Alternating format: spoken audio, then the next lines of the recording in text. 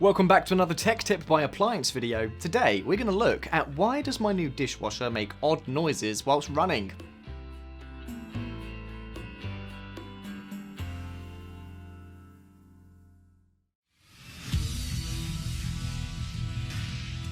Be sure to visit ApplianceVideo.com, where you will find thousands of videos on the latest technology. For a limited time, you could save big on an annual membership and take advantage of all our premium benefits. ApplianceVideo.com. Do it right the first time.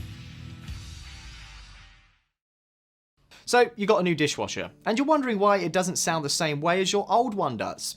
Normal sounds on your new dishwasher will include the hissing of the water valve during the fill cycle, a vibration or humming noise during the drain cycle, a sizzling noise from the heating element heating up the water. If your new dishwasher was recently installed and it is not mounted into the cabinet properly, this could result in added vibration, which in turn means an increase in noise production. If this is occurring, make sure you call the installer of the dishwasher to have them double check to make sure the installation was done correctly. One other cause of dishwasher noises is the improper loading of the dishwasher dishes. This can result in the circulating wash arms hitting the dishes as they rotate, causing noise.